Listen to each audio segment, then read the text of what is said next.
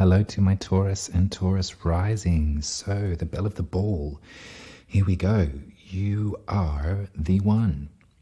The eclipse is happening in your first house, the house of the self, the house of the soul, the house of your innate purpose. Now, when an eclipse happens, we are asked to set tools down and to really just allow the changes, the imminent changes that our environment brings to us. They can be destabilizing, and things do tend to change and things tend to fall away. This can be quite a daunting prospect to relate to your soul purpose, to your sense of self, to who you imagine you are and who you would like to be.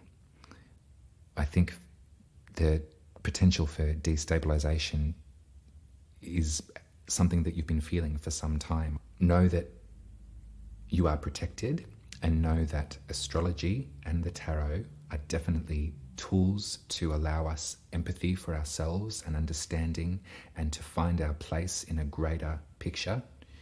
They're not to be used as any sort of fate that we are doomed to.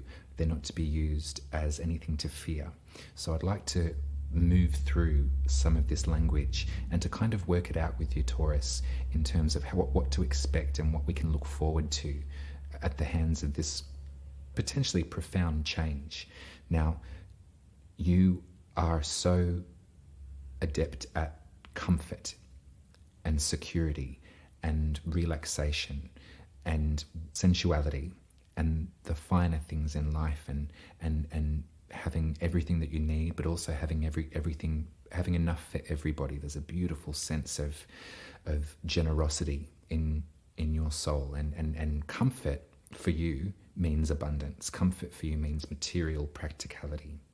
Now, on a soul level, if we think about your Taurian virtues, and we think about your sense of self and your soul purpose being jolted by an eclipse, but by something greater than your capacity to control, we have to restabilize you amidst the destabilization, because for a lot of people, this is going to bring up a sense of upheaval, but for Taurian souls, this is going to be big stuff. Now, what I want to do is just go through some of the tarot cards that relate to Taurus.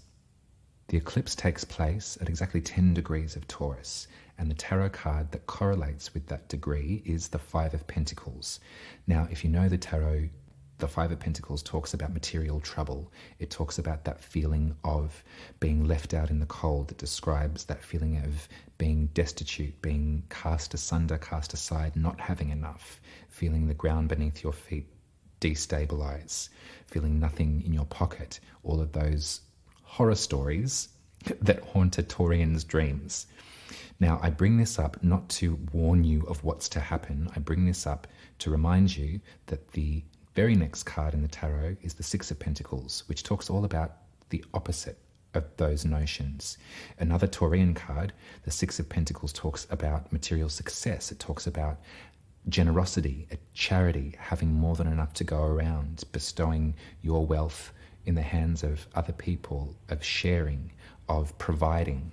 So I bring this up because the eclipse is teetering on the edge of slipping into Six of Pentacles territory. It can go either way. And so in terms of your sense of self, in terms of who it is that you thought that you were and who it is that you're becoming, I'll put it that way, the fear of losing everything is probably at the forefront of your mind. And that is something to work with. That's the energy to work with, is why is this fear cropping up for me? In what ways can I resolve this? What solutions can I find for this fear? Because at the moment, it's just a fear.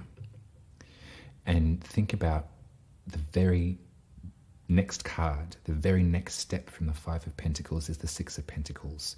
So investigate ways that you can find your own stability and reground yourself while potentially taking an incredibly new and unknown direction.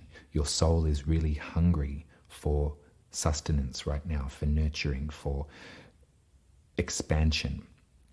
Now, on that thought, to counteract some of this intense energy that the eclipse will bring up for you. And remember that this is just a catalyst for changes to come. So we tend to feel eclipses a month before they happen, and definitely for at least 6 months after they happen.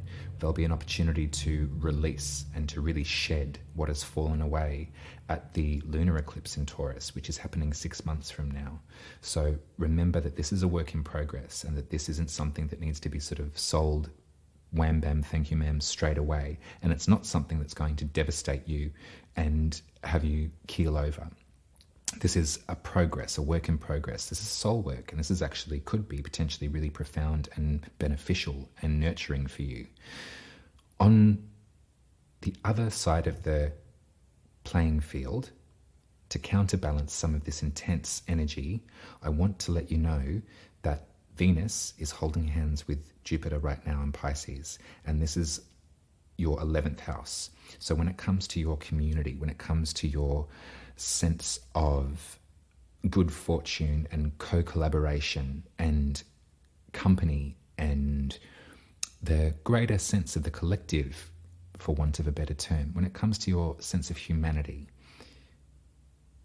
you've got a really intuitive way of dealing with that. And I think that you'll find that you, when falling in with the right people, it really clicks and it really works for you and you feel comfort. And right now, there's a big highlight on the love and the beauty and the joy that can occur in the greater community for you. You can potentially, it might pay you to be a little bit more forthright and gung-ho with your intentions in vocalizing some of your need for community. It's all well and good to try and do this soul work by yourself in solitude, but I would probably resist against that just because the energy in the sky is so jubilant for you right now. There is a real hand out. There's an offer for you here. Venus is there. Venus rules your sign. So think about all of the beautiful attributes of Venus. Think about what lights you up and fills your Taurian cup from Venus. She's hanging out in community. She's hanging out in your space of good fortune. She's hanging out with the rest of the crew. So invite yourself to that party. Don't cut yourself off from that space. Look for the gifts. Look for the expansion that can happen when you're amongst peers, when you're amongst co-collaborators, co-conspirators. Think of the energetic shift that you register when you're in the company of good folks, when you're in the company of people that really see eye to eye with you and that have the same intentions and the same outlook on life. You might also be being guided to seek out this community if it's not something that you can name and register in your periphery right now, in your environment.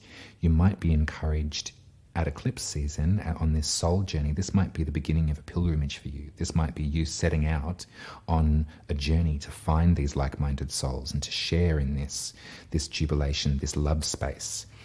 Maybe Taurus needs to go where Venus is. That could be something to think about.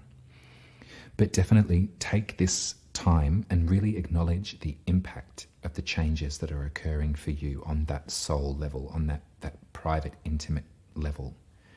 It's big stuff, and it's stuff that is not easy. But definitely with the help of community, we get by with a little help from our friends, as the song goes. And I think that this astrology and these tarot cards as well are really speaking to me in those terms. Don't keep it all to yourself. Don't keep this potential difficulty that you're suffering through to yourself. I know that you're much more comfortable when the ground is clear and when you've got everything under control before you share. You like to share in the aftermath, and that's very noble of you. That's very Taurian and very typical of your soul purpose, and that's lovely. However, this astrology is just too strong. It's just saying, go find jubilation amongst others. Go be amongst others. I know that the pandemic has absolutely really rerouted our trust in keeping company with other people, and we're having to, as a collective, as a group, as humanity, move through some of those spaces of hesitation when it comes to regrouping. And you'll absolutely do what you need to do while keeping your own boundaries in check. That's something that we can rely on from a Taurus. You don't have to overstep your own boundaries in order to receive some of this heart space, some of this love and optimism. Do it on your own time, do it on your own watch, do it at your own pace. You're a Taurus. But absolutely don't cut yourself off from the potential of the healing that can take place when you're in company with those that you love. I will leave this little mini sesh here, Taurus. Let me know how you liked it. The eclipse is playing out in my third house of communication, so I'm mixing it up, how I transmute these messages. This is kind of a little gateway into my process. What I do is I look at the natal chart of each new and full moon and how it affects the different signs, and I pull some cards and I babble into a app, and then I take it away and I shine it up and I polish it, which I'm sure that you'll love and respect the attention to detail. But I thought that I might mix it up and make it a bit more intuitive this time around. So do let me know if this is a nice way to absorb information. I'll leave it there. I'll be back with you in 2 weeks to talk you through the full lunar eclipse that's happening in Scorpio, which will be activating your 7th house of love, relationships, VIPs. So there's more change to come and more shifts and more opportunity to expand coming up for you, Taurus. So this is quite a profound time, quite a profound year for you. I'll put it in those terms. So you need all of the space, but also all of the support that you can muster. And I'm here for you. If you're enjoying these readings, then please, I'll be back in 2 weeks, and it's my pleasure. Much love to you. Head over to my website, umaruby.com, if you'd like to know more about anything that I offer. Other than that, I'll speak to you in 2 weeks. Take care. Ta-da.